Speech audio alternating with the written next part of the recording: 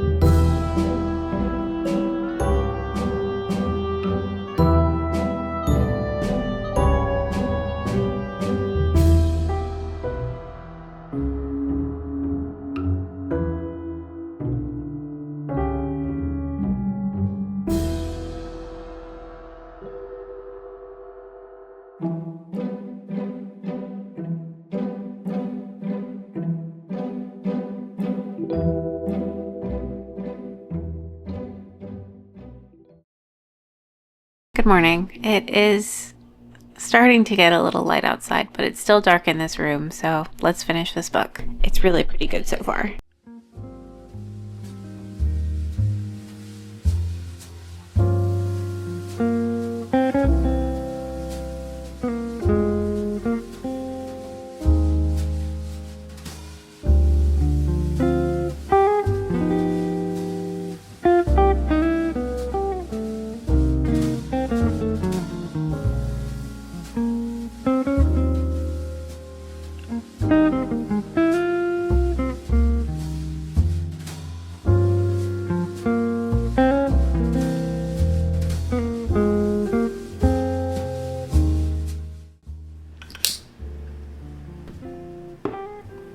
Should probably cut those wicks. It's hard to do with my nails. Hi, hello. It is raining right now if you can't hear. Honestly, the vibes right now are so perfect. I put on a Halloween ambiance video, which is one of my favorite things to do. Not necessarily Halloween, but you know, ambiance videos. I'm really into them. And then of course the rain. It has been raining so much, which is bad news for Houston. So yeah, we'll see what happens with the rain. I'm here to update you guys. It's a little bit later on in the day. This morning I finished Thrum. We can talk about it in a second. Spoiler though, I really liked it. And then I spent the rest of the day kind of hanging out. And then I edited what I filmed yesterday because I want to get up this video during summerween. You know, sometimes the days just go by really quickly. Today is one of those days. So yeah, let's go ahead and talk about Thrum. I really enjoyed it. So like I said at the beginning of the video, Thrum is a sci-fi horror novella with there is some romance, and as someone that loves romance, I was really happy for the romance that was there, even though I definitely would not qualify this as a romance. To me, a romance has to have a happy ending. This does not have a happy ending, so it's definitely more of a horror book in my opinion. Thrum follows our main character, Ami, or maybe Amy, it's spelled A-M-I. I'm gonna call her Ami. Ami is part of this mission to explore deep space. This is also in the future where there's no more room on Earth, so I think they're, you know, trying to explore other parts of space where maybe humans can live. And I believe that this is supposed to be the furthest that humans have ever gone. So her and her 3 other crewmates are part of this mission to explore deep space. Obviously, since they're traveling so far, they're put into stasis. And when Ami wakes up from stasis, she sees that her crewmates are all dead. All 3 of them. She's the only one left alive. A good portion of this novella is her grieving her crewmates. She's just very scared, as you can imagine. You're all alone in deep space with literally no one else around, but she does have to, you know, carry on. She gets up, she finds out that the fuel tank is broken and the comms are broken, so she can't talk to anyone and she can't go anywhere. She does send out a short range distress signal, and she does in fact get a response, and the ship does take this signal and rescues her in a sense. A concept that Meg Smitherman kind of explored in this book that I thought was really interesting. And again, I am not a huge sci-fi reader. I've read very little sci-fi in my life, so I don't know how common of a thing this is. There were lots of things in this book that were basically explained as the human mind could not comprehend that, so you just can't see it. And that is what the ship looked like. Ami could not see the ship because her mind could not process it, or that's what was told to her, at least. The ship was just like a black mass in space. Anyway, Ami gets on the ship, and this alien accepts the distress signal and also this like welcome package, and the welcome package just has like, you know, a bunch of info about humans. Alien absorbs it immediately. He is speaking English to her, has a human appearance. He's basically making himself look like a human and look like how she would want him to look like. He also names himself Dorian Gray because, you know, he just absorbed a bunch of English literature, and that is the name that he chose. But yeah, I really don't want to give too much away, especially since this is a novella. Like, I already feel like I've told you like 20 to 30 pages of this book, and that's like a significant portion, but there is a lot that happens in this book. This is definitely a psychological horror. You're in Ami's mind the whole time. You don't know what is real, because remember, there are things that just the human brain apparently cannot comprehend. She's also grieving her crewmates. You know, she's still all alone, even though she has this alien there with her. It is just her basically grappling with her sanity. And the whole time, even as the reader, you do not know what is real. I think Meg Smitherman did a really, really great job with that because it was eerie for sure. Pretty spooky. And I was reading this all in the dark. You saw I read like half of it last night when it was like pitch black. And then this morning I read some when the sun was out but the lights are all off. But I think because it's a sci-fi book, I didn't really feel too spooked out or whatever because I was like, oh, this is light years and light years away from me. You know, this isn't hurting me here on Earth. So I definitely think it was a great choice to read in the dark because I ended up not getting that spook. I also just really, really like the writing in Thrum.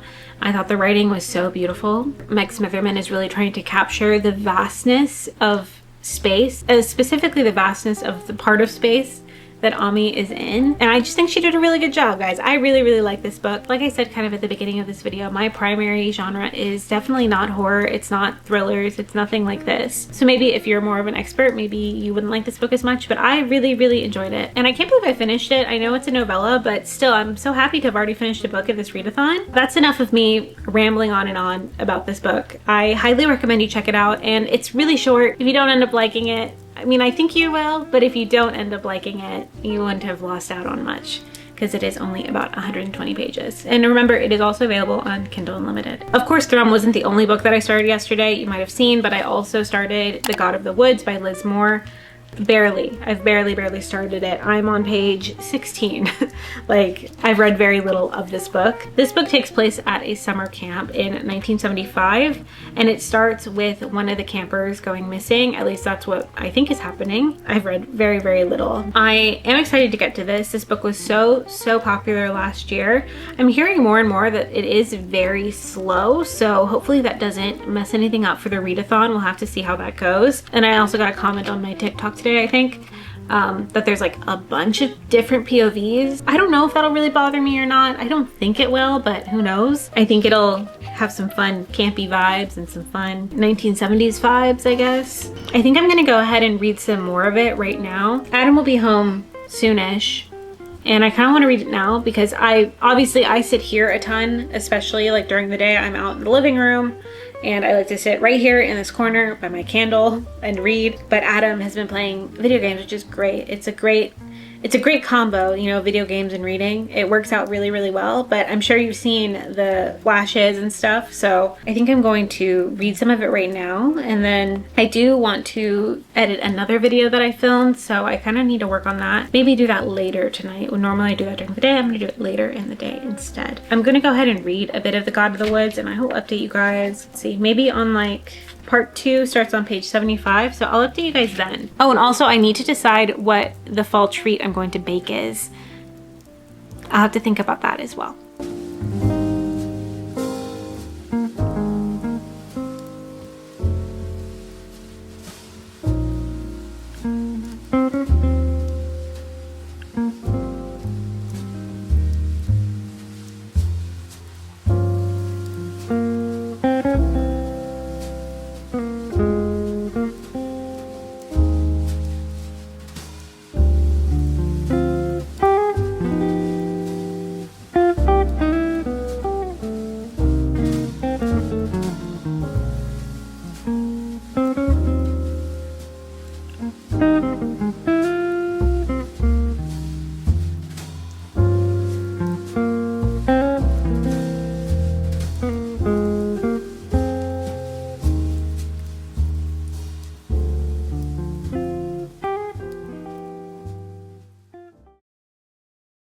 It is absolutely storming outside right now. Raining way harder than it did yesterday. Like, there was constant thunder like 2 seconds ago. If you can hear the rain, I hope it's lending to some cozy vibes and not like some distractingly loud vibes. It's been raining so much, which is concerning. If you don't live somewhere where like flooding is very, very common, the more it rains, the more saturated the ground gets with like water. So if there's so much water in the ground already, there's nowhere for the water to go. So the water will just stay on top of the ground, and that will lead to flooding. Obviously, it could happen if it were to like keep raining like this. It could, because it's been raining basically every day for like at least a week, and raining pretty hard.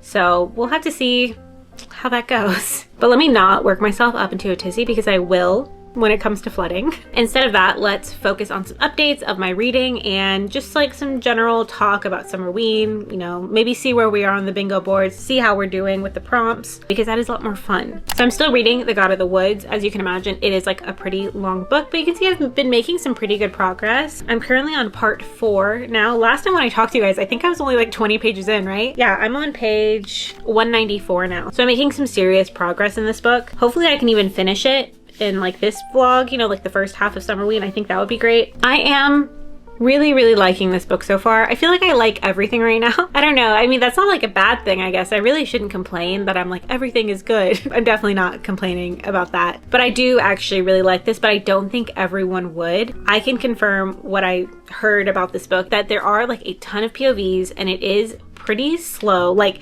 there are a ton of POVs and you know everything about every single person that has a POV. And it's just a POV from every single person that's even slightly related to the mystery. Let me go ahead and actually talk about what this book is. So The God of the Woods is primarily set in 1975 at a summer camp. The camp is called Camp Emerson.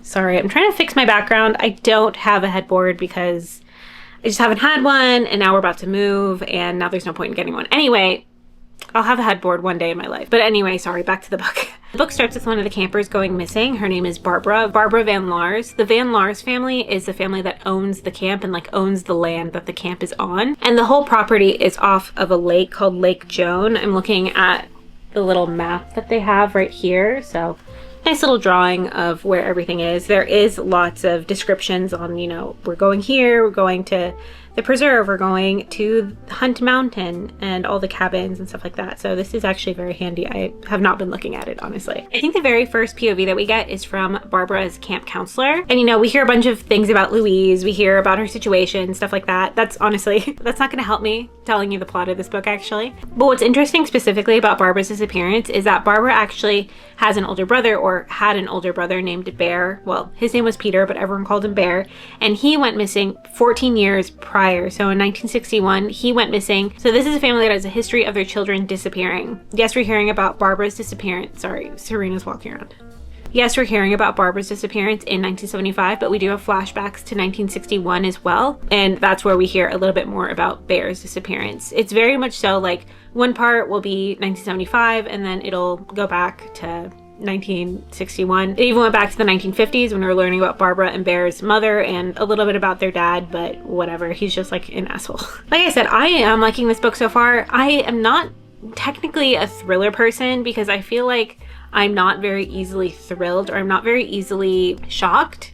Like usually when I get to the end of a thriller, I'm like, okay, cool, that happened. You know, I'm just never wowed. Despite the fact that I know I probably won't be super shocked by the ending, just because that's like not in my nature.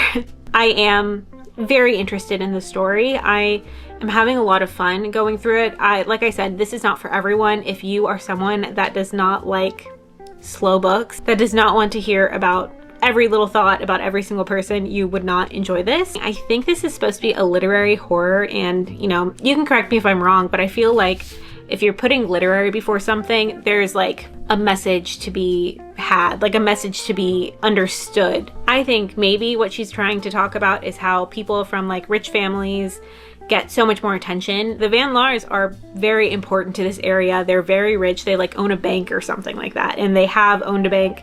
They're old money like through and through. And it's just such a stark difference with the way that people treat them and then the way that they treat just like everyone else.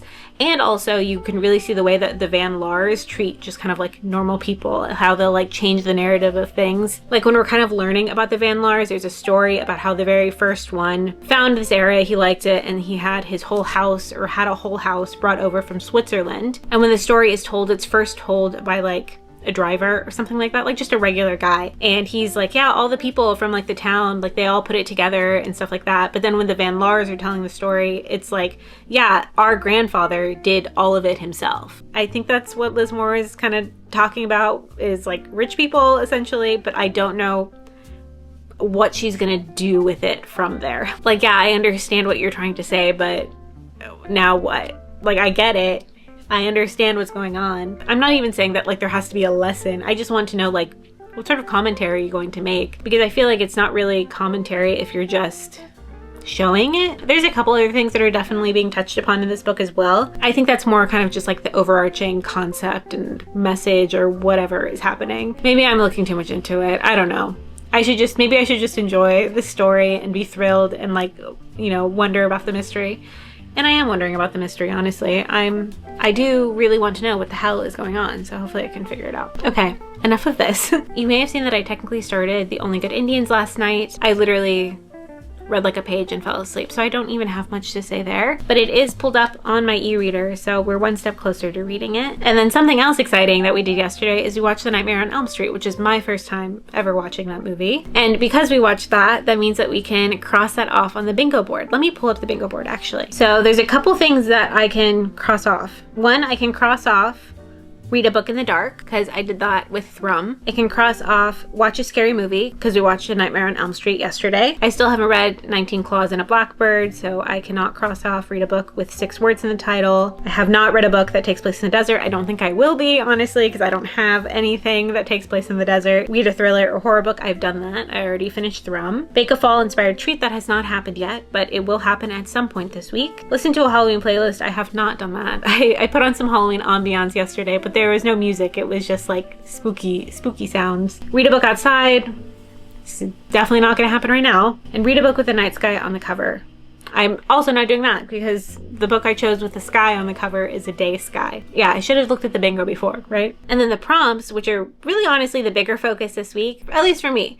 I'm more focused on the prompts than the bingo board, but the bingo board is a fun thing to kind of, you know, try to do. I think I can cross off 3 of them, which is really impressive because I've only finished 1 book so far. So I can cross off read a book in the dark or at night because you saw me. I can cross off read a horror or a thriller book, and I can cross off read a novella, manga, or listen to a spooky audiobook because Thrum is a novella. So I'm already doing really great. I'm definitely going to finish The God of the Woods this week, so I will be able to cross off number 3. And then I just need to read a book that I've owned for more than a year. This is going to be my next priority after The God of the Woods. I might honestly even sneak it in kind of in the middle, just because since The God of the Woods is a longer book, I don't know how long that'll take me to finish. And I would love to finish 2 books in the first half of the week because, I don't know, it sounds like more fun. But we'll see. Maybe I'll end up reading a ton of The God of the Woods and I won't have to worry about this so much. But I mean, this will still get read this week. And I am still thinking about the other books I have as well, which is really just The Death of Mrs. Westaway and The Only Good Indians. And I already told you about So Thirsty, but there are a couple other books that I think I would really love to get to. I'm honestly just having so much fun with Summerween. This is my first year really participating. I've always been like, you know, known it was happening. I've seen it happen, but I've never participated, even like not on camera. I'll just like randomly be like doing stuff throughout the day and then I'll be like, oh, it's Summerween. That's so exciting that I just like, it's just like a spooky week and I love it. I'm having a ton of fun. I hope that you guys are having a lot of fun too, whether you're like participating or not. It makes me want to just like have my own little reading challenges all the time. Be like, oh, this week I'm gonna read all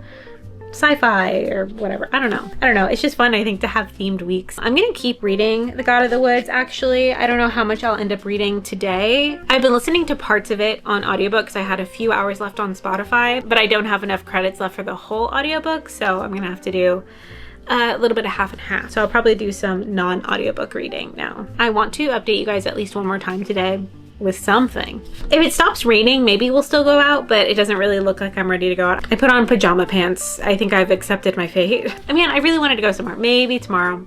We'll see what ends up happening. I think the second part of the vlog will be probably a little bit more exciting. Hello?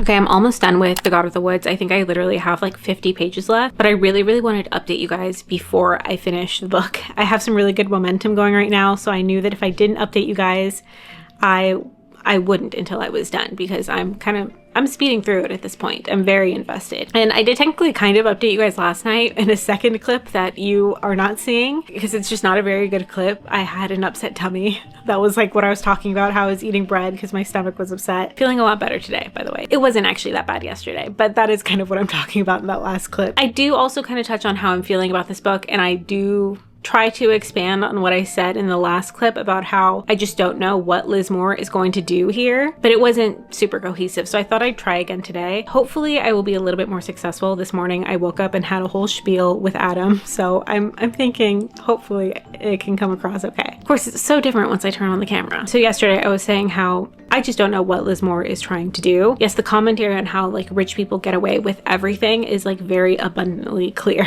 It's very obvious that that's what's happening here too, that rich people are being rich people and they're using their privilege to protect themselves, and they don't really care who gets hurt in the process. And also how like just normal people don't have these resources and they just would not be getting away with things the way that these rich people are able to get away with things. I see that. It's like clear as day. With only 50 pages till the end, I still don't know what Liz Moore is going to do because there's really only so much she can do. One, in a thriller format, and two, in a historical format. This book takes place in the 1970s. So it's like, this already happened. I'm not expecting for all of this progress and change. Like the most realistic thing that could happen is that the rich people get away with it, right? Because obviously we're nowhere near perfect today, but a lot of progress has been made in the last 50 years. And because it's historical and Liz Moore is sticking to, you know, how things would be in the 1970s. She's not like rewriting history by any means. I don't think we're going to get some, you know, fairy tale ending where the rich people go to jail or anything like that. And even if that does happen, it's kind of a double-edged sword. It just feels way too idealistic, and realistically what would happen is probably nothing. Like these rich people would just continue to get away with it. Like that is the realistic ending. I do think I'm probably thinking a little too much into it, and I definitely went into the book with probably some higher expectations than like the average person because I'd heard that it was like a literary thriller. I was expecting to be very, I guess, introspective, but it can't really be super introspective because you're following like 10 plus characters. All of that being said though, I'm hooked. Like I want to know what has happened. Depending on how it ends, we're looking at anything from like a 3 to a 4.5. Like that's kind of where I am right now because I'm having so much fun, but there's a very good chance that the ending will just not work like at all. So we'll really have to see. Like right now, actually, I'm gonna go ahead and finish this book right now, which is so exciting. I don't even know what happened. All of a sudden I was on page 300. I'm flying through this book all of a sudden, which is always a great sign in my opinion. I'm gonna go read and finish, and then I will talk to you guys once I'm done. And unfortunately, you'll probably have to hear me talk about this again. Hopefully it's not too uninteresting.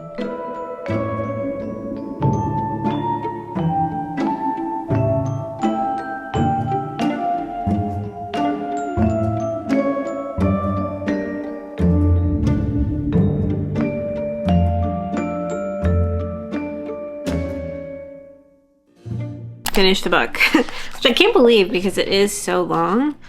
I think my official rating is going to be like, I don't know, this is really tough. Maybe like a 3.5, but like, I don't know, maybe a 3.75. There's no point in fighting over like 0.25, but like on Goodreads, I only give it a 3-star and that felt right, but it feels wrong giving it a 3.5. It's very confusing. I feel, as you can tell, I kind of feel a bit conflicted on this book. I'm sure you can tell. I didn't know what the hell I was thinking about it for the entire time I was reading it. But I think overall I did enjoy it. I don't think it's definitely not one of my favorite books of the year, but I already know who I could recommend this to. I think this is a very easily recommendable book. That being said, I don't know if I'd necessarily recommend it to everyone because yeah, it is a really long book. It is slow. There are, I think, around 10 POVs. There's a lot of POVs and I know people hate that. I personally did not mind it. I didn't really have much of a problem remembering who was who. And even though we did get so many POVs, there were also so many that were left out. We still are not getting the whole story from everyone. Obviously, we are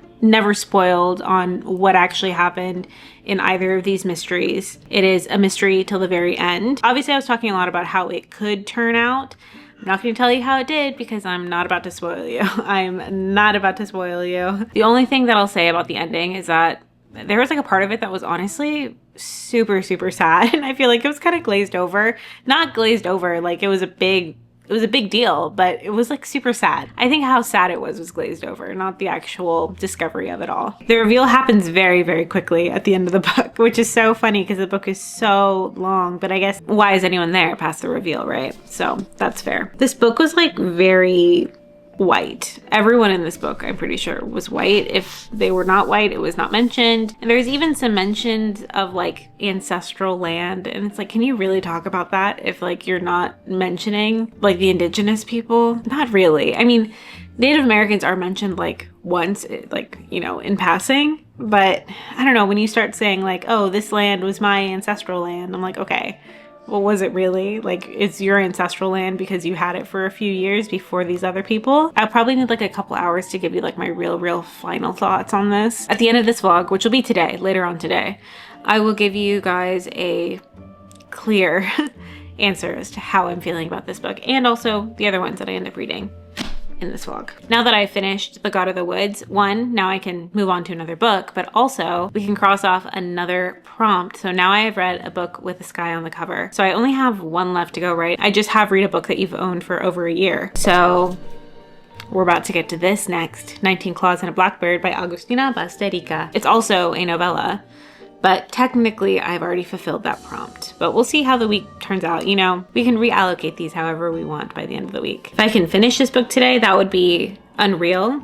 Very unlikely, but it would be pretty incredible, honestly. I believe it's about 20 short stories. I could be making that up, but it's very short, only about 150 pages. And the font is pretty big too. So there is like a good chance. I ended up hardly listening to The God of the Woods on audiobook, so I still have some credits left on Spotify. Maybe I'll have enough to just kind of help me stay focused if this does have an audiobook. I'm not actually sure. Something else that we need to discuss, which is very exciting, is the fall treat. We'll probably go to the store a little bit later and I can pick up some ingredients for whatever we're gonna bake. And I'll probably bake it tomorrow. Fall baking, obviously I'm on Pinterest. Cookies do sound really good. I could do brown butter pumpkin chocolate chip cookies. I'm not making donuts. Caramel upside down cake. Brown butter pumpkin oatmeal cookies. That sounds really. Ooh, apple cider donut blondies. That sounds really good. It all sounds really good. Pumpkin brownies. I made that last year. They were terrible. Not necessarily this recipe, but I tried to make something similar and it was not good. I wish you guys could give me like some advice, like, oh, you should bake these, or like maybe you guys know a good recipe. If you do know a good recipe, leave one in the comments and maybe I'll do another fall baking thing, but in the fall probably. This looks really good. This pumpkin baked oatmeal. It's more so, I think, like a little bit of like a meal and not really, you know, something that you're gonna have multiple things of, but that looks delicious. Okay, I just need to decide on something. Okay, I think I'm going to do these brown butter pumpkin oatmeal chocolate chip cookies. And I'll probably have the ingredients. We don't need that many cookies. They look really good.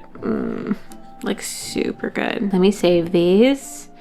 And I'll have to see what ingredients we need to get. Something else that we can do that could be fun is last year I discovered this tea. It's just like a yogi tea, but it's a pumpkin spice yogi tea. I was absolutely obsessed with this tea that I got like 4 boxes of it and I need to go through it, so I may as well have some this week and it'll kind of remind me of how delicious it is because it is really good. Just know there's a possibility that I'll end up changing what I'm baking, but I think I'm probably gonna go with the cookies. Everything else seemed a little too complicated and I'm just like probably wouldn't end up eating it. At least I know I'll end up eating the cookies. So I will see about getting all those ingredients and I will talk to you guys very soon. I forgot to take this out, so I thought I would do it on camera for you guys because it's gonna look ridiculous. I've had it in here for a long time.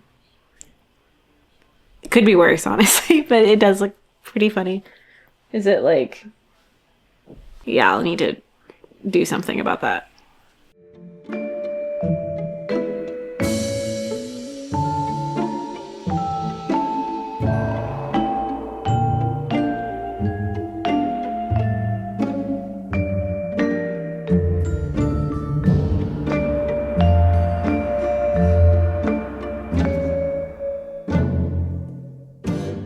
It's officially the end of the vlog. I did not read a single word of 19 Claws and a Blackbird, but that's okay. That will have to be for the second half of this week. We did watch a spooky movie though, so you can basically say that I've completed that bingo square twice now because I'm an overachiever.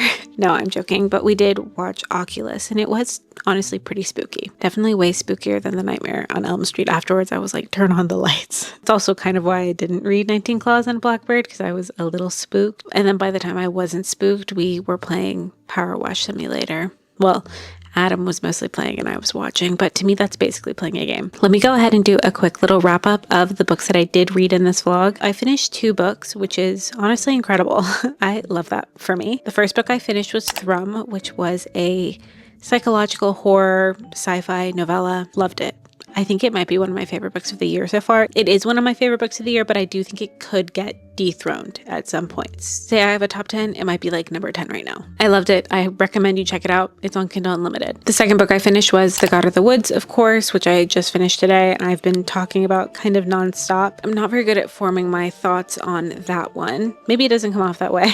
That'd be great if somehow it's not coming off that way. I did write down a couple of thoughts. Let me see, what the hell did I write down? Said, I appreciate it for what it is. I definitely didn't hate it. The mystery was interesting and I didn't mind the slow pace or the multiple POVs, but I do know other people definitely would. Definitely. Every single review that I see from like any friends that I have on Goodreads or just like from anyone, everyone says way too many POVs. It's like way too slow. I personally did not mind it, but that was me. Then I said, I just wish it had done more, and that, yeah, for sure. I definitely wish it had done more, but I do think I had some pretty high expectations for the book as well. So I don't know if that's really fair to the book. At the end of the day, it did kind of just fall a little short. I feel like throughout the whole book, I was kind of promised much more of a conversation, and then at the end, nothing. But still, I think a really, really great first half of Summerween. And also, don't forget, I technically started Summerween late, so I think all things considered, I'm doing absolutely fantastic. And I think the second half of Summerween is also going to be a lot of fun. The first half was very much so just like me reading